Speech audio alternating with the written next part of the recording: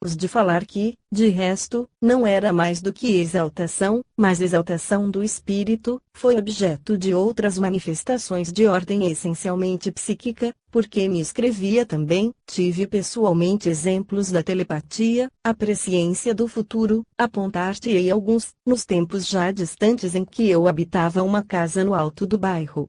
Senhoré, trabalhava muito. Ora, quando eu estava completamente absorvido no meu trabalho, acontecia-me, bruscamente, começar a pensar numa pessoa conhecida. Instantes depois o tempo de atravessar o pátio e subir a escada alguém tocava a campainha, era a pessoa em quem eu pensara. A princípio, acreditei no acaso, mas a 20ª vez. Esse fenômeno durou muitos anos.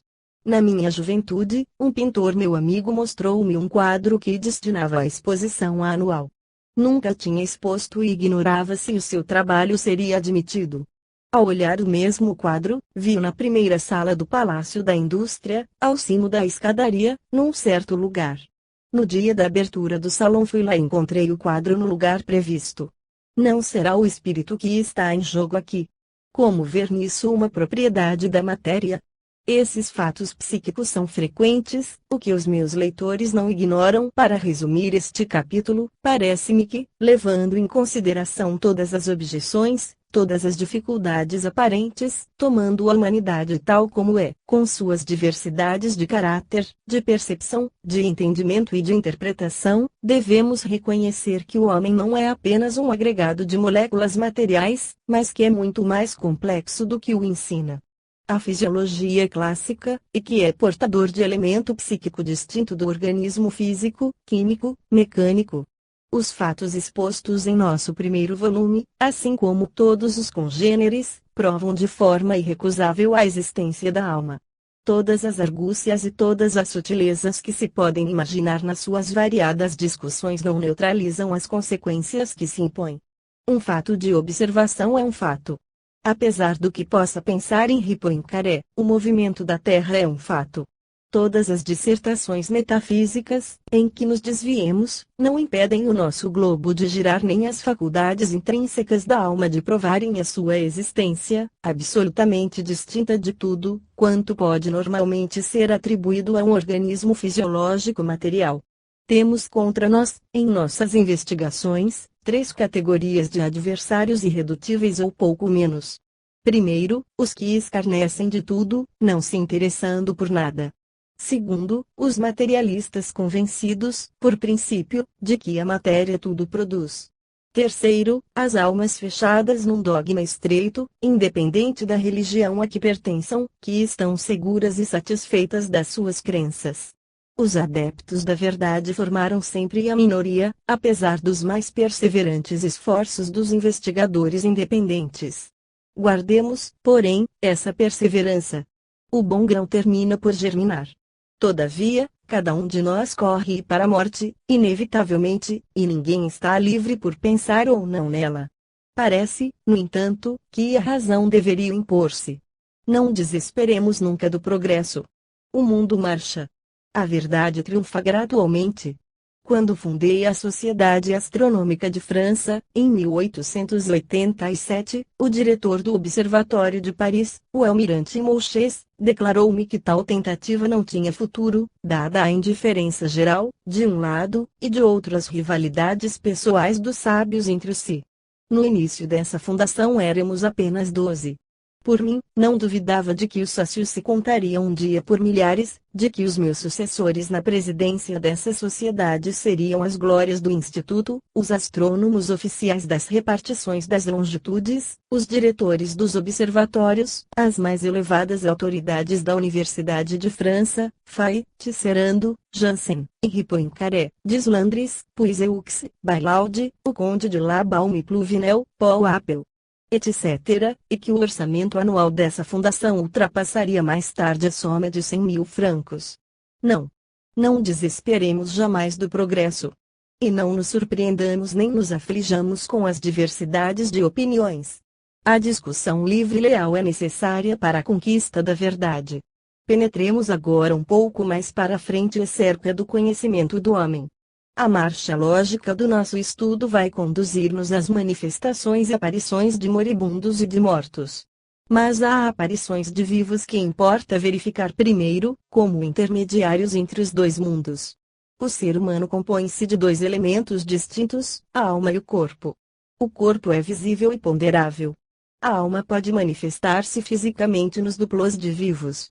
Que é o duplo, apêndice referente à nota de número 2 sobre a aparição de Nossa Senhora de Lourdes. A discussão desse assunto especial levou-me a novo inquérito que foi feito, para mim, em agosto de 1920, por amigos devotados, e fui obrigado a modificar o texto das páginas 148 e 150, capítulo V, das primeiras edições do tomo e, a partir do 35º milheiro. Dois habitantes de Lourdes, que possuem excelente memória, contemporâneos das aparições, um certo M.B. de 90 anos de idade atualmente, lembra-se muito bem, assim como sua mulher, da bela senhora P., das suas aventuras amorosas, dos seus vestidos de seda e dos xistes lançados nessa época, a propósito das visões de Bernadette. Mas a lenda local não me parece tão solidamente fundada como se julga. Resulta desse inquérito que a senhora P. deu ser a uma filha 8 de fevereiro de 1858. Poderia ela fazer um passeio no dia 11? Nesse dia o tempo era calmo, mas o céu estava coberto de nuvens. No domingo seguinte, data da segunda aparição, o sol era radiante, o tempo magnífico e fazia um dia primaveril. É, todavia, notável que no primeiro dia a aparição se conservasse muda e que no domingo seguinte falasse longamente, assim como na quinta-feira, dia 18. Parece que se perguntou a Bernadette se a Santa Virgem era mais linda do que a senhora P. e que ela respondeu ser a Virgem muito mais bela. Carta 4256, de 30 de agosto de 1920. Lasserre alude a este assunto no seu trabalho sobre Lourdes, edição de 1892. 319 milheiro, que tenho diante de mim, a página 33. A gruta, nessa época, não era acessível senão pelo lado de cima, por um caminho aberto na montanha, o mesmo que Bernadette tomou, a terceira aparição. Precisamente a propósito de Lourdes, foi-me dirigida, dessa localidade, uma carta, a 11 de junho de 1920, por um dos seus habitantes, carta 4159, convidando-me a aceitar que a pequena inocente Bernadette foi simplesmente lograda por uma alucinação, sem que um dos passeios amorosos da senhora P. a isso fosse associado. Contudo, o oficial G., amante da senhora P., conservou-se toda a vida tão estupefato como convencido dessa associação. Escreveram-me também, Bernadette não era idiota, mas apenas fraca de espírito. O crente entusiástico Lasserre declara, no entanto, que ela era criatura de aspecto doentio, que, aos 14 anos ninguém lhe daria mais de 11 ou 12, que não sabia ler nem escrever e que não pudera fazer a sua primeira comunhão por conhecer apenas a algaravia pirenaica, era, além disso, sujeita às opressões de uma asma que muito a fazia sofrer. Passara a infância a guardar carneiros. Mas todos esses pormenores valem o tempo que despenderíamos a discuti-los, pois que as alucinações clássicas se produzem sem causa objetiva. Capítulo 2. Os duplos de vivos. Conhece-te a ti mesmo. O oráculo de Delfos. Iremos estudar, examinar, discutir numerosas aparições e manifestações de moribundos e chegaremos, depois, às aparições e manifestações de mortos. Ora, há aparições de vivos que se nos apresentam como introdução inteiramente natural aos estudos mais complexos que se seguirão. Esses desdobramentos do ser humano, essas bilocações, foram alvo de observações minuciosas. Certamente, contradisseram-nas, negaram-nas, por efeito de raciocínios insuficientes, em virtude da recusa em se admitir o que não se compreende. Sejamos mais independentes, procuremos instruir-nos, não neguemos nada com antecipação, demo-nos ao trabalho ou ao prazer de analisar com toda a liberdade de espírito. Existem duas espécies de desdobramentos, os inconscientes e os conscientes. Ocupemo-nos, primeiramente, dos desdobramentos involuntários. Examinaremos seguidamente as aparições experimentais entre os vivos. Os meus leitores conhecem já muitos exemplos de aparições de vivos publicados nas minhas obras precedentes e seria supérfluo repetir aqui esses exemplos diversos. Puderam ver, em Urânia, a narrativa de Cícero acerca de um rapaz bem vivo, mas ameaçado de assassínio, aparecendo a um amigo seu e clamando por socorro, a história de uma alsaciana mostrando-se, no Rio de Janeiro, a um compatriota seu, apesar de encontrar-se, a bordo de um navio, a centenas de quilômetros de distância, a de Robert Bruce vendo perto de si, na embarcação em que viajava, um desconhecido. Escrevendo numa ardósia e reconhecendo, seguidamente, essa mesma pessoa, que se lhe havia revelado durante o sono, o barão de Sousa, camarista do rei da Suécia, falando com seu pai, à entrada do parque, ao passo que este estava na cama, em sua casa. Puderam ver também, em Estela, a história do bispo Afonso de Ligório, a transmissão do seu pensamento e da sua forma corpórea, do convento de Nápoles, em que estava, para Roma, para o leito de morte do Papa Clemente X, a quem assistiu na hora extrema, em 1774, em pleno século da incredulidade. Podem recordar-se igualmente de haverem lido, em O Desconhecido, a visita da senhora Wilmot, a seu marido, então numa cabine de navio, em pleno oceano longínquo, visita percebida ao mesmo tempo por um outro viajante, não sem surpresa e corroborada por ele, e ainda, em Urânia, a observação pessoal que me foi narrada, em 1868, pelo frio e arquiponderado J. Best, administrador do Magazine Pittoresque, quando, ainda criança, deitado no seu pequeno berço, em Itaú, viu passar diante de si a sua mãe, que a essa hora morria em pau, observação que pode ser multiplicada por 100, por 1000. A dúvida não é possível. Viu-se mais, no tomo I desta obra, a aparição da mulher do inspetor de instrução pública em Bombay e sua irmã, Sra. Russell, então na Escócia, e a do amigo do Sr. Dutton. Todos esses fatos são observados hoje com certeza irrecusável. Não voltarei a mencionar tais observações, que suponho conhecidas dos que me leram, e tenho, de resto, tantos fatos a estudar, a comparar, que devo conceder preferência aos novos. Os exemplos de duplos, de bilocações, de aparições, são de tal forma numerosos que será impossível aniquilá-los a todos e suprimir-lhes a realidade. Ora, admitir um só desses exemplos será admitir a sua possibilidade. Outrora os santos pareciam ter o seu monopólio, tais como Santo Ambrósio vendo, de Milão, a morte de S. Martinho, em Tours, Santo Antônio da Pádua pregando em Montpellier, Santa Catarina de Rixi, de Prato, conversando com S. Filipe Neri, em Roma, S. Francisco Xavier dirigindo uma barca, Santo Afonso de Ligório, de quem acima falamos, etc. Outrora acreditava-se nos milagres e os procuravam mesmo, na vida dos santos, hoje os laicos, como poderemos chamar-lhes, produzem idênticos fenômenos. Relembremos o caso tão notável de Goethe. O poeta passeava, por uma tarde chuvosa de verão, com o seu amigo K., que tinha regressado com ele do Belvedere, em Weimar. De repente, deteve-se, como diante de uma aparição, e deixou de falar. O seu amigo de nada duvidava. A certa altura, Goethe exclamou: "Meu Deus, se não tivesse a certeza de que o meu amigo Frederico se encontra neste momento em Frankfurt, juraria que é ele." Não tardou a soltar uma grande gargalhada, dizendo: "Mas é, com efeito, o meu amigo Frederico. Tu, aqui, em Weimar? Mas, bom Deus, meu caro, que figura a tua, com o meu robe de chambre, o meu barrete de dormir e os meus pantufos nos pés, aqui, nesta estrada."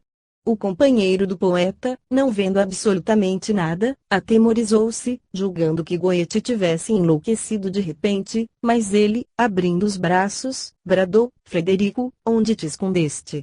Justos céus! Meu caro K., não notou onde se escondeu a pessoa que acabamos de encontrar?" K., estupefato, nada respondeu. Então o poeta, voltando a cabeça para todos os lados, murmurou, com ar sonhador: "Sim. Compreendo. Trata-se de uma visão. No entanto, qual será a significação de tudo isto? Teria o meu amigo morrido subitamente? Seria, na verdade, o seu espírito?" Pouco depois Goethe entrava em sua casa, encontrando Frederico aí. Levantaram-se-lhe os cabelos para trás. Fantasma, exclamou ele, recuando e pálido como um cadáver. Mas meu caro, replicou surpreendido, o visitante é por essa forma que acolhes o teu mais fiel amigo. Ah, desta vez retorquiu o poeta, chorando e rindo ao mesmo tempo. Não estou diante de um espírito, mas de um ser em carne e osso. E os dois amigos beijaram-se com efusão. Frederico havia chegado à casa de Goethe encharcado pela chuva, e vestira a primeira roupa do poeta que encontrou, depois adormecera numa poltrona, sonhando que ia ao encontro do poeta e que ele o interpelava por estas palavras, as mesmas, justamente, que Goethe pronunciara: tu, aqui, em Weimar? O quê? Com o meu robe de chambre, o meu barrete de dormir, os meus pantufos, na estrada? Nessas incríveis histórias de duplos, que só negativistas de má fé se podem recusar a admitir, confesso desde já que o que sempre me pareceu mais embaraçoso, como nas histórias de fantasmas, foi o vestuário. Inventaram-se há muito tempo o corpo astral, o perispírito, o corpo espiritual, tão velho como S. Paulo. Essas invenções não explicam os vestidos. Todavia, nem os vivos nem os mortos se mostram nus. Comecemos a nossa discussão pela aventura de Goethe. Creio que se trata aqui de uma transmissão de imagens por ondas psíquicas entre dois cérebros harmonicamente afinados, desempenhando um o papel de aparelho emissor de ondas e o outro de receptor. A física moderna oferece-nos exemplos que podem colocar-nos no caminho da explicação, na telegrafia, na fotografia e na telefonia sem fios. Neste último caso, não é a palavra que se desloca de um ponto para o outro. Decompõe-se em ondas hertzianas para ir do ponto de partida para o ponto de chegada, onde o detector de recepção a reconstitui pela audição. O sonho do amigo de Goethe pôde transmitir-se ao poeta sob a forma de ondas etéreas, as quais, impressionando-lhe o cérebro, reconstituíram a imagem real. Todas as imagens se formam, de resto, em nosso cérebro. Não temos o direito de nos recusar a admitir no admirável aparelho que é o nosso cérebro, dotado de faculdades físicas e mecânicas tão extraordinárias, as propriedades que utilizamos nos aparelhos científicos que nós mesmos construímos. Mas o autor é o espírito. Acerca dessa narrativa de Goethe e de outras idênticas, julgava-se, há 50 anos, que poderia substituir-se toda a explicação por uma palavra, uma simples frase. Eila, alucinação, ilusão, nada. Não se era muito exigente. Podemos notar muitas outras observações psíquicas na vida de Goethe. Aqueles que leram as suas memórias viram a narrativa dos seus amores com a encantadora filha do pastor de Sesenheim, perto de Estrasburgo, idílio muito apaixonado, de resto, e que no seu coração deixou uma lembrança imperecível. Quando chegou a hora do adeus, Goethe reentrou na Alemanha com a alma cheia da imagem da francesinha. Era em 1771. Choraram copiosas lágrimas, mas era necessário que se separassem. Ouçamos agora o que diz o futuro autor do Fausto: ao passo que me afastava lentamente da aldeia, vi, não com os olhos da carne, mas com os da inteligência, um cavaleiro que, pelo mesmo trilho, avançava para Sesenheim. Esse cavaleiro era eu mesmo. Envergava uma veste de cor cinzenta bordada de galão dourado, como eu jamais vestira. Agitei-me para sacudir esta alucinação e nada mais vi. É extraordinário que, volvidos 8 anos, encontrei-me nessa mesma estrada fazendo uma visita à minha Frederica com o mesmo vestuário com o qual aparecia a mim mesmo. Devo acrescentar que não era essa minha vontade, mas que só o acaso fez que eu vestisse tal roupa. Pensem os meus leitores o que quiserem dessa visão estranha, a mim, parece-me profética, e como disso me resultasse a convicção de que eu tornaria a ver a minha bem-amada, deu-me a mesma visão a coragem de suportar a dor das despedidas. Esses dois exemplos tirados da vida de Goethe indicam-nos, imediatamente, que a questão dos duplos é em extremo complexa e impelem-nos um pouco mais para frente no mundo novo que começamos a explorar com o nosso primeiro volume. Neste caso trata-se não de um duplo, mas de uma dessas visões do futuro, cuja realidade foi encontrada neste volume. Admitimos, pois, como reais esses dois fatos psíquicos associados à vida de Goethe. As observações de duplos foram frequentes em todos os séculos. O filósofo Jerônimo Cardan, de Pávia, 1501-1576, que a partir dos seus 55 anos podia, à sua vontade, cair em êxtase, descreve-nos pela seguinte maneira essa exteriorização psíquica: quando entro em êxtase, tenho muito próximo do coração como que o sentimento de que a alma se destaca do organismo, e essa separação produz-se seguidamente por todo o corpo, especialmente pela cabeça e pelo cérebro. Depois disso não tenho a noção de outras quaisquer sensações, exceto a de me sentir fora do corpo. Durante o êxtase ele não sentia gota de que sofria bastante, no estado normal, porque toda a sua sensibilidade estava exteriorizada. Alfredo de Musset via, às vezes, sentar-se a seu lado um homem que se parecia tanto com ele como se fora seu irmão. Jorge Sand afirma que tivera muitas vezes alucinação visual e auditiva de seu duplo. Guy de Maupassant, no início da paralisia geral que devia arrebatá-lo, via com terror um duplo de si mesmo sentado à sua mesa, e foi nessa alucinação que se inspirou, ao escrever a Orla. As manifestações de duplos correspondem, na maior parte das vezes, a certos estados psíquicos anormais. Pode não haver aí, em grande número de casos, senão alucinações, mesmo perigosas, interiores ao cérebro, subjetivas, sem nada de objetivo, de exterior. Mas essas ilusões não suprimem as realidades. Penetremos esse curioso estudo. Em 1845 existia na Livônia, a 58 quilômetros de Riga e a 6 quilômetros da pequena cidade de Volmar, um colégio para meninas da nobreza, designado pelo nome de Pensionato de Neuwelk. O diretor, nessa época, era um certo Sr. Bush. O número de alunas, quase todas pertencentes a famílias fidalgas da Livônia, era de 42, entre elas contava-se a segunda filha do barão de Gudenstube, de 13 anos de idade. Havia, entre outros professores, uma mestra de francês, a senhorita Emília Saget, natural de Dijon. Tinha o tipo do norte, era uma loura de belíssima carnação, com olhos azuis claros, elegante, de altura um pouco maior do que a mediana. O seu gênio era amável, doce e alegre. Inteligente e de perfeita educação. Sua saúde era boa. Os diretores estavam inteiramente satisfeitos com o seu processo de ensino. Contava então 32 anos. Poucas semanas depois da sua entrada no colégio, começaram a circular, entre as estudantes, singulares boatos acerca da sua conduta. Quando uma afirmava tê-la avistado em tal parte da casa, garantia outra havê-la encontrado em sítio diverso, no mesmo instante, dizendo: não. Isso não pode ser. Acabo de cruzar-me com ela na escada, etc. A princípio, acreditou-se numa confusão, num equívoco, mas, como o fato se reproduzisse continuamente, as meninas deram-se a comentá-lo. Os professores declararam que tudo isso não tinha senso comum e que se não devia ligar ao caso a menor importância. Mas as coisas não tardaram a complicar-se. Um dia em que Emília Saget dava lição a 13 das suas discípulas, entre as quais estava a senhorita de Gudenstube, e que, para mais nitidamente fazer compreender a sua demonstração, escrevia numa lousa passagem a explicar, as alunas viram de repente, com grande terror, duas Sagets, uma ao lado da outra. Pareciam-se ambas exatamente, faziam os mesmos gestos.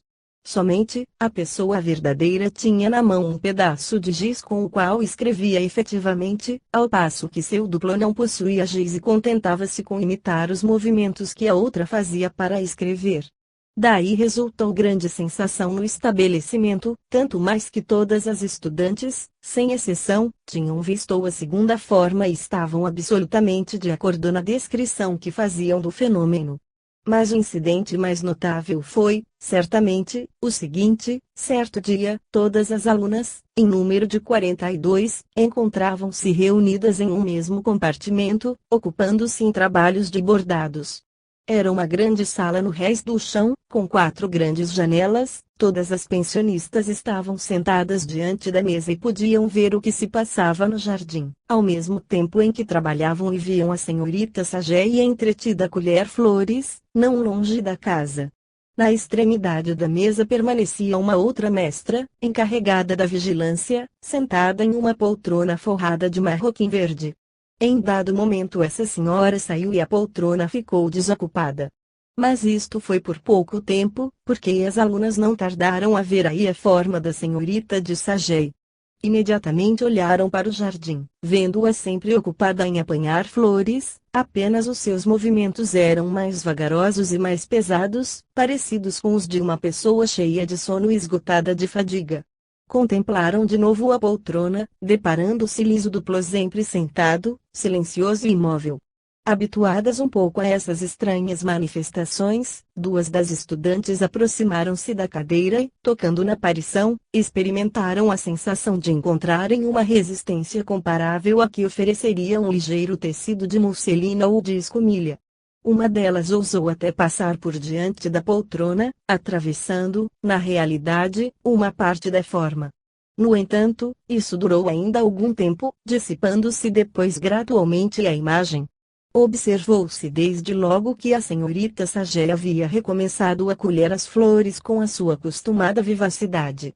As 42 pensionistas observaram, de mesmo modo, o fenômeno. É fácil de supor que semelhante estado de coisas não podia ocorrer sem consequências num pensionato de moças. Os pais retiraram um grande número de alunas e, ao cabo de 18 meses, de 42 apenas restavam 12. O diretor teve de despedir a senhorita Sagey, apesar do seu valor profissional e da sua excelente conduta. A senhorita de Goldenstube ouviu-a exclamar, em desespero: "Ai de mim! É esta a 19ª vez, desde os meus 16 anos, que sou forçada a abandonar o meu cargo de professora."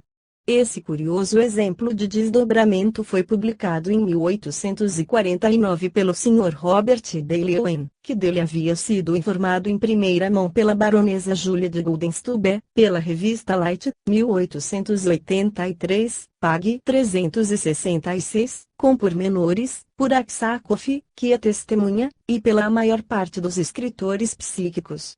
Conheci outrora, em 1862, o barão de Goldenstube e sua irmã.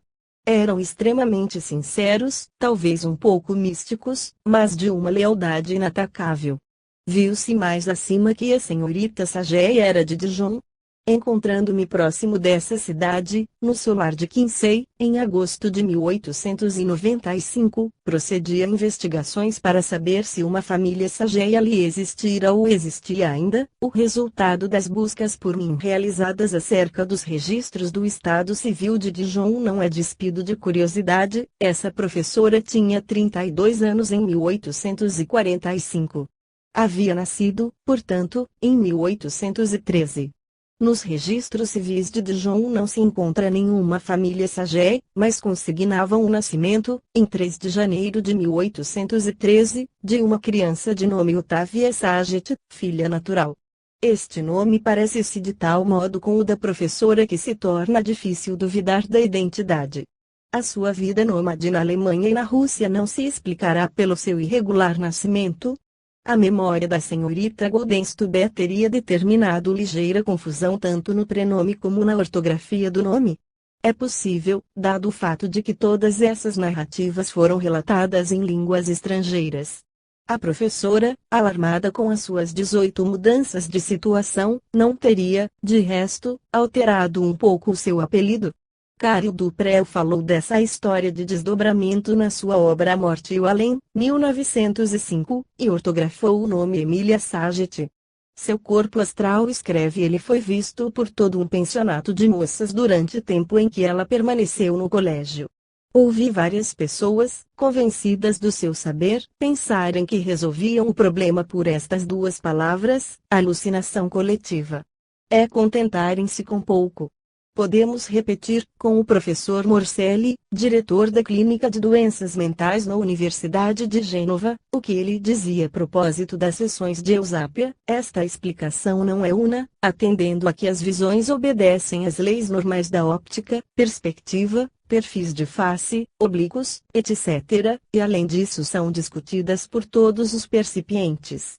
Seria belo caso para um alienista habituado há muitos anos, como eu, a discernir, a diagnosticar os estados ilusórios e alucinatórios, que grupos de 6, de 8, de 12 pessoas, de inteligência sã e na posse dos seus sentidos regulares, permaneçam todas e a um tempo, sem nenhum processus patológico ou por um processus mórbido incompreensível que não duraria senão alguns momentos, sob a forte impressão de uma alucinação sem causa. Regressando imediatamente, como se nada houvesse acontecido, à sua plena saúde funcional de nervos e de cérebro. Era inadmissível. E depois, temos diante dos olhos muitos fatos concordantes análogos. Não. Não houve alucinação coletiva. A professora perdeu o seu cargo 19 vezes, por causa do seu desdobramento. Esse duplo era real, objetivo. É provável que se tivesse podido fotografar, fotografei, de 30 anos a esta parte, no meu observatório de Juvisy, o arco-íris, que não existe, que não é real, sob o qual ninguém poderá passar, que não existe mesmo para dois observadores próximos um do outro e que nada mais representa do que aparência óptica. O duplo de que vou falar não teria podido fotografar-se, embora tenha sido visto por duas pessoas. Devo as informações ao General Berthault, antigo diretor do Serviço Geográfico do Exército, antigo membro do Conselho do Observatório de Paris, que recentemente me assinalou, 2 de abril de 1920, com as notas seguintes: respondo inteiramente pela sinceridade absoluta das observações que vou submeter-lhe. Confio ao senhor tanto os nomes dos observadores como as circunstâncias em que tais observações se realizaram, mas, se reproduzir os fatos numa das suas obras, peço-lhe que elimine os nomes mencionados. A publicidade que se lhes desse poderia ser inconveniente para os amigos de que falo ou para os seus parentes. Eis a observação, do mais alto valor, carta 4125, em 1870, no cativeiro de Merseburg, Prússia. Liguei-me a um oficial pertencente a outro regimento, um tenente de nome, porque ambos nos dávamos a pintura. Ele era mais velho do que eu, tinha se demitido, mas declarada a guerra retomara o serviço no seu antigo regimento e fora feito prisioneiro, em Sedan, como me acontecera. Interessava-se pelas ciências ocultas e é esta circunstância que eu devo ter-me também ocupado delas. Depois da guerra o meu amigo voltou à vida civil, reentrando em casa de seus pais, vinha ver-me a Paris e, por minha parte, eu ia igualmente, muitas vezes, passar alguns dias com ele. O pai do meu amigo era capitão de cavalaria, reformado, e sua mãe uma senhora muito digna e piedosa. Ambos possuíam caráter benevolente, muito sério e honrado. Jamais lhes passaria pela mente uma mentira ou mesmo uma brincadeira de mau gosto. A sua situação era modesta, a sua vivenda muito simples. Reuníamo-nos num grande compartimento do rés do chão, que servia de sala e de gabinete de trabalho ao meu amigo. Era aí justamente que ele tinha os seus livros, as suas telas, os seus cavaletes e, no ângulo do salão, à esquerda de quem entrava, uma lousa. Na noite de 1º de setembro de 1870, dia da Batalha de Sedan, pelas 9 horas, os pais do meu camarada estavam sentados, em face um do outro, dos dois lados do fogão, no qual repousava um candeeiro. De repente, viram ambos abrir-se a porta, e seu filho, fardado, entrar na sala, fechando a mesma porta. Em seguida, dirigiu-se para a lousa, pegou num pedaço de giz, traçou um círculo com um ponto no centro. Depois disto e sem uma palavra nem um olhar para seu pai e sua mãe, o meu amigo tornou a abrir a porta e saiu. Um momento surpreendidos, os dois terminaram por se levantar e, pegando no candeeiro, puderam verificar que, na ardósia, não havia nenhum traço do círculo desenhado pelo fantasma de seu filho. Eis o fato. Um e outro o viram da mesma forma, nenhum pormenor, nem do vestuário nem da atitude do filho, é discordante. O que o pai observou, voltando o rosto para a direita, observou identicamente a mãe, voltando o rosto para a esquerda. Comentamos esta história, eu e o meu camarada, em presença dos seus. Que fazia ele, pelas 9 horas da noite, depois da batalha? Não se lembrava de nada. Provavelmente dormia. Estávamos ambos muito fatigados. pelo que me dizia a respeito, havia passado 12 horas a cavalo, sem pôr pé em terra uma única vez. Pelas 9 horas devia estar a dormir, ele também. Mas o certo é que o meu amigo nunca teve consciência de haver ido em espírito à sua aldeia, de entrar em sua casa e de traçar um círculo a giz na sua lousa. Quanto a este mesmo círculo, explicava-se. Queria dizer que ficara prisioneiro, um círculo com um ponto ao centro. Mas não conservava disto a menor recordação. Deixei de estar em relações com o meu camarada quando parti para o Japão como chefe de missão militar em 1884, donde só regressei em 1889. O pai e a mãe de meu amigo estão, evidentemente, mortos e é possível que o filho também tenha morrido. Não podemos duvidar, de modo algum, da autenticidade da aparição relatada nesse documento pelo general Bertalt. Os pais do tenente viram-no, na realidade, o que se chama ver, não em sonho, mas bem acordados. No entanto, o círculo que o filho traçara não existia. Que concluir disto? O oficial, adormecido, ao longe, no cativeiro, pensou na sua família, transportou-se em espírito à sua habitação, abriu e fechou a porta, em espírito, tomou o giz e desenhou o círculo, sempre em espírito, e estes atos atuaram no cérebro de seus pais, sem que nada houvesse aí de objetivo, de material, de ponderável, de tangível. Para nos recusarmos a admitir essa autenticidade ser-nos-ia preciso supor que ambos foram ludibriados, no mesmo momento, por outra alucinação sem causa, correspondendo todavia ao cativeiro de seu filho, de que não podiam duvidar. A hipótese pareceria mais provável há 50 anos e antes dos nossos conhecimentos atuais, hoje não é aceitável. Esse duplo do tenente de 1870 era um pensamento-forma. Que variedade, nas aparições de vivos! Um duplo bem caracterizado de vivo foi assinalado em 1905 pelos jornais ingleses, o Império, de 14 de maio, o Daily News, de 17 de maio, etc. e reproduzida nos Anais das Ciências Psíquicas de junho de 1905, sob o título de uma aparição na Câmara dos Comuns. Eis o relato publicado, pouco tempo antes das férias parlamentares da Páscoa. O Major Sir Carne Hastings teve um ataque de influenza que se complicou de neurose. O seu estado, muito grave, impediu-o de ir à Câmara dos Deputados, apesar do seu desejo de apoiar o governo na sessão noturna que precedeu as férias e que podia ter sérias consequências. Foi então que o meu amigo Sr. Gilbert Parker ficou ao mesmo tempo surpreendido e cheio de tristeza ao vê-lo próximo do seu lugar habitual. Eis o que a esse respeito diz o próprio Sir Gilbert: eu queria tomar parte no debate. Os meus olhos fitaram Sir Carne Hastings, sentado próximo do lugar que costumava ocupar. Como sabia que estava doente, fiz-lhe um aceno amigável, exclamando: estimo que passe melhor. Mas, não me respondeu, o que me intrigou. O seu rosto estava muito pálido. Sentava-se, apoiando-se tranquilamente em uma das mãos, a expressão da sua figura era severa e impassível. Meditei um momento no que deveria fazer, quando me voltei para ele, havia desaparecido.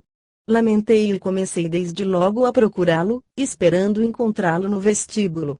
Mas nem Hastings estava aí nem ninguém o tinha visto. No Daily News de 17 de maio, Sir Arthur Ayter juntou o seu testemunho ao de Sir Gilbert Parker. Declarou que também vira Sir Carne Hastings e que, além disso, ele chamara com a sua presença a atenção de Sir Henry Bannerman. Esse parlamentar ficou muito surpreendido ao receber, pouco depois, as felicitações dos seus dois amigos que o cumprimentavam por ter escapado à morte, e espantou toda a sua família com a história da tal aparição. Quanto a ele, não duvidava, realmente, de haver ido, em espírito, à Câmara, porque tinha estado preocupadíssimo com a ideia de assistir à sessão para intervir num debate que particularmente o interessava. Esse duplo era bem real, 3 testemunhas o viram. Eis uma outra que se lhe assemelha singularmente. O jornal O Tempo, de 3 de julho, narra o seguinte fato: correspondência de Inglaterra corria há dias o boato de que a parte do Palácio dos Comuns que dá para o Pátio dos Speaker estava assombrada. Não se dizia se o espectro se aventurara alguma vez pelos corredores da Câmara. Muitos membros do parlamento inquietaram-se com isto. Acabou-se, finalmente, por descobrir a verdade. O fantasma não é uma alma do outro mundo, mas o duplo de pessoa ainda viva. E essa pessoa é a esposa de um dos principais funcionários do Palácio de Westminster, o Sr. Archibald Newman, secretário da Câmara dos Comuns, com o ordenado de 38.000 francos.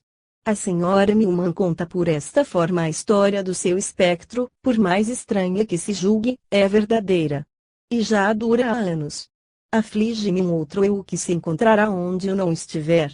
Há dias, um amigo despediu-se de mim, na sala de trabalho em que me dedico a encadernar livros.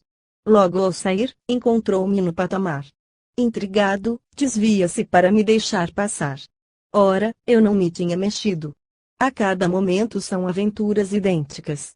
Uma das criadas abandonou o meu serviço por estar muito nervosa, pois a frequência dessas aparições tornava-a positivamente enferma.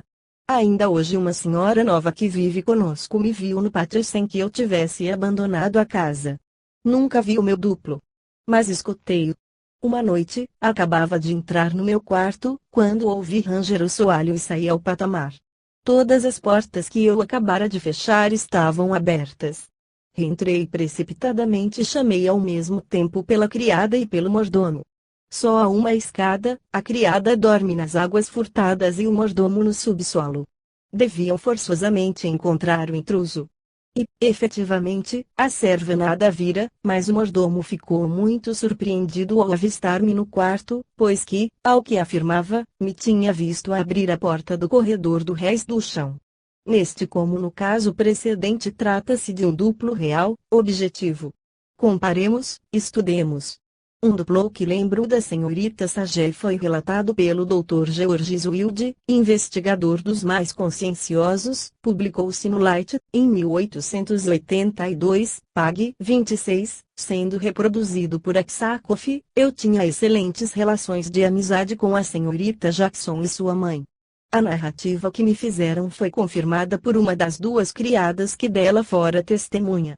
Quanto à outra, não consegui encontrá-la.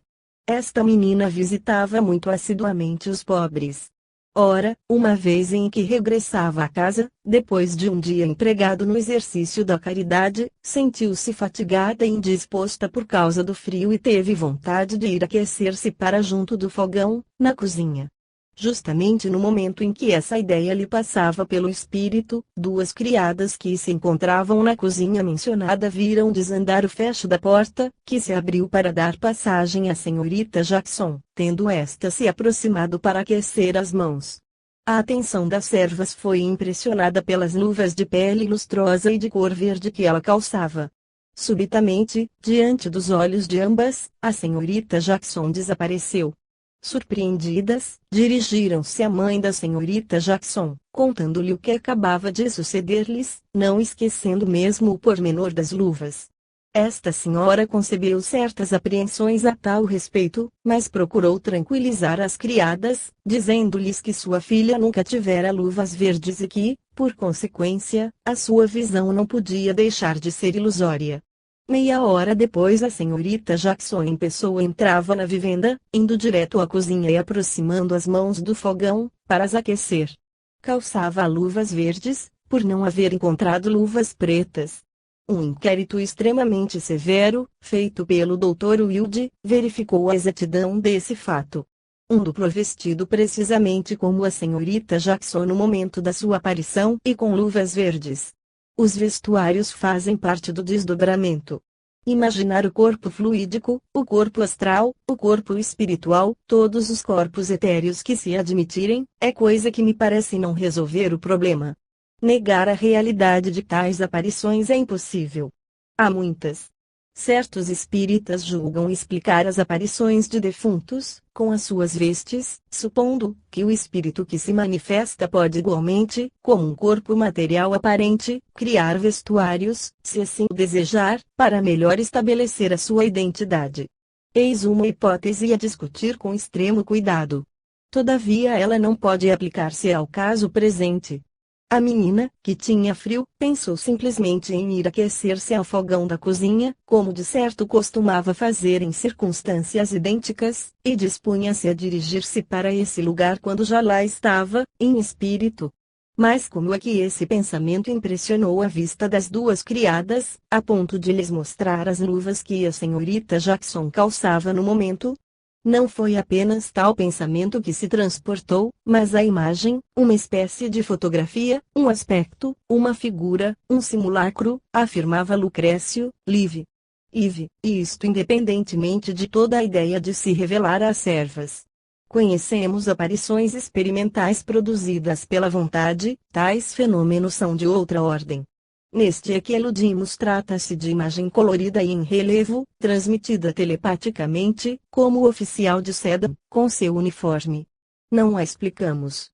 Teria alguém explicado os raios X, à vista do nosso esqueleto através do vestuário, antes desta invenção? E todas as outras descobertas científicas? A ciência dará conta, um dia, de tudo isso. Em grande número de casos, o duplo parece ser simplesmente uma projeção da pessoa, no momento em que a observamos, e tal como é nesse instante. Uma projeção óptica. Consagraremos um capítulo especial ao pensamento produzido por imagens projetadas à distância. Estas observações são de grande variedade. Comparando-as, chegaremos talvez a saber alguma coisa. Parece-me que não seria conveniente deixar de inscrever, no capítulo dos duplos de vivos, a história seguinte. A carta que reproduzo é transcrita textualmente de uma correspondência que recebi de Praga, em 1902, carta 1039, Sr. Astrônomo, acedendo ao desejo do professor S., tomo a liberdade de assinalar um acontecimento digno dos seus estudos, de que eu garanto a autenticidade absoluta, sob a minha palavra de honra e da pessoa minha amiga que teve esta visão. Essa pessoa chama-se Flora Kruby. Entre nós ambos não há segredos. A senhora em referência é casada, sendo-me dedicada sinceramente. Um cavalheiro do nosso conhecimento, que é médico, frequenta, de quando em quando, a nossa companhia. Durante algum tempo a senhora Kruby sentiu-se na impossibilidade de comparecer às nossas reuniões, e eu não a vi por espaço e muitas semanas, no decorrer das quais ela nada soube nem de mim nem do clínico mencionado. Um dia, quando me encontrava reunido com o médico e com várias outras pessoas, tive uma discussão com ele. Possui um coração excelente, mas exalta-se violentamente com facilidade. Fiquei de tal maneira melindrado que tomei a resolução de romper com ele e de nunca mais lhe dirigir a palavra. No mesmo dia, devia o médico referido empreender longa viagem, para ir substituir certo professor durante muitas semanas. No dia seguinte a senhora Kruby, que nada sabia da viagem do médico, entrou em minha casa ofegante, contando-me, toda trêmula, com ar consternado e rosto desfigurado, o que durante a noite lhe acontecera. Entregou-me, para mim e para o senhor, esta narrativa escrita: minha amiga, tive esta noite uma visão. Até hoje não havia jamais acreditado em semelhantes coisas. Pelo contrário, quando me vinham contar tais histórias, eu desatava a rir. Posto isto, atenda, escute. Não havia adormecido ainda, todas as portas estavam fechadas à chave. De repente, a porta do meu quarto de dormir abre-se de leve e alguém entra. Julguei, naturalmente, que fosse meu marido. Padecia de dor de dente há vários dias e pensei que me viesse pedir um remédio. Perguntei: és tu? Sofres? Nenhuma resposta, mas uma sombra aproximou-se rapidamente de meu leito, curvou-se sobre mim e disse: sou eu, o doutor B. Tenho um pedido a fazer-lhe. Meu Deus, exclamei. Terá o senhor morrido? Não, replicou ele, estou bem vivo. Tenho que fazer uma viagem de algumas semanas e, como somos todos mortais, ninguém sabe o que acontecerá. Não poderei sossegar-me enquanto lhe não solicitar uma coisa. Sei que é uma das melhores amigas da senhorita Lux e que exerce grande influência sobre ela. Pois bem, suplique-lhe que me perdoe. Não quis ofendê-la, porque a amo sem que ela o duvide. Mas seja discreta. Só lhe direi isto assim. Inspira-me toda a confiança porque é leal, as outras pessoas não o são. E agora, desculpe o meu pedido. Em seguida a estas palavras, desapareceu, partiu, mas meu marido, que ouvira o ruído da porta ao abrir-se, despertou e exigiu-me explicações do que se passava. Não tive coragem de falar, estremeci, estava profundamente perturbada, e ainda agora, quando penso em tal visão, começo a tremer de novo. Vi o doutor com toda a nitidez, dirigia-se-me vivamente, como sempre, senti o seu hálito, porque falava em voz baixa, inclinado sobre o meu leito e muito próximo de mim. Já muitas semanas passaram, depois dessa visão. Eu e a senhora Krubi ocultamo-la como segredo e, quanto a mim, não podia impedir o cepticismo acerca da sua realidade. Seguidamente ao regresso do médico, perguntei-lhe como passara a noite em que se dera a nossa disputa e ele respondeu, apesar da minha grande irritação, adormeci profundamente no comboio, pensando e sonhando com a sua pessoa. A sua recordação perseguia-me e só me deixou no instante em que eu, durante o sono, perdi todo o conhecimento. Querido mestre, comunicando-lhe este acontecimento, peço à minha amiga que o assine também, para garantia mais completa. Chegado ao fim da minha carta, tomo a liberdade de notar que tenho pela sua pessoa e pelos seus trabalhos uma tal estima e tal respeito que me seria impossível ludibriá-lo. Ana Luz Flora Krubi. Esta carta foi igualmente firmada pelo professor S, que certifica a veracidade da narrativa. O meu primeiro pensamento foi o de não ver nisto senão um sonho. As explicações mais simples impõem-se desde logo à nossa atenção. Que há de subjetivo e de objetivo nesta história? Como distinguir nela o que pertence ao cérebro da narradora, ao seu sonho pessoal e o que pertence à ação telepática do médico? A impressão é complexa. Não se vê porque o espírito do clínico, transportando-se, durante um sonho, para junto da dama em questão, teria necessidade de abrir uma porta. As radiações psíquicas passam através das paredes, como as correntes elétricas, magnéticas e outras mais. Houve nisso, certamente, uma associação de ideias. Mas, neste caso, porque a senhora Krubi viu abrir-se a porta e seu marido ouviu o ruído que ela fazia. Pode responder-se que a faísca, que atravessa os muros, abre também as portas. Será possível juntar o caso do oficial de seda ao da senhorita Jackson. Outra objeção, essa porta estava fechada à chave. Outra réplica, nas ciências espíritas tem-se visto abrir portas fechadas à chave. Concordamos em que não explicamos nada, mas não rejeitemos as observações que nos pareçam sinceras e exatas, embora não possamos interpretá-las. O que devemos notar é que, por um meio qualquer e que, de resto, lhe era desconhecido, o médico se fez ver e ouvir pela dama referida, encarregando-a de uma missão de que ela se desempenhou.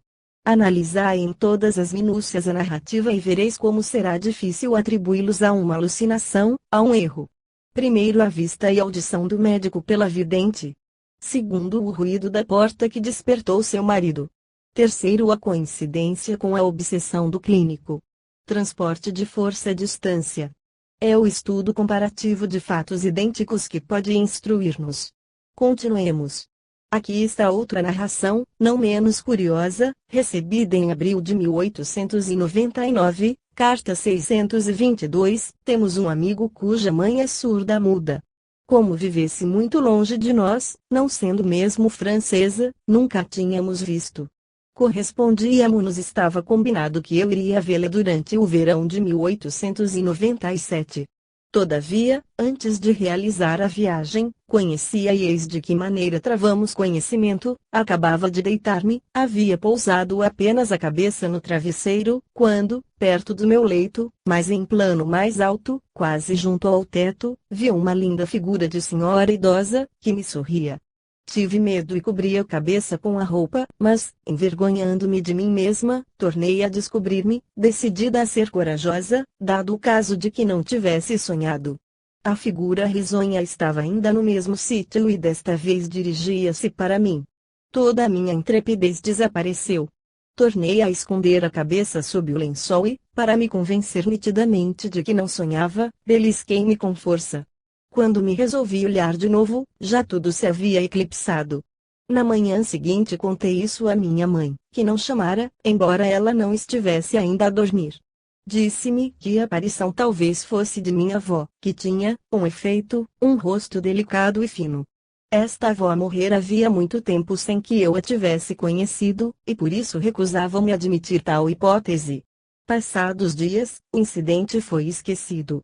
No mês de agosto realizei a viagem projetada, e avalie a minha surpresa quando, na mãe do meu amigo, reconheci a boa velhinha que tanto medo me causara.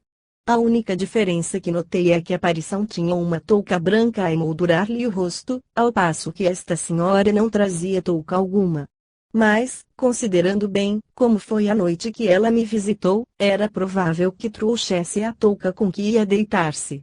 Este fato ocorreu em pequena localidade do departamento de Saône-et-Loire.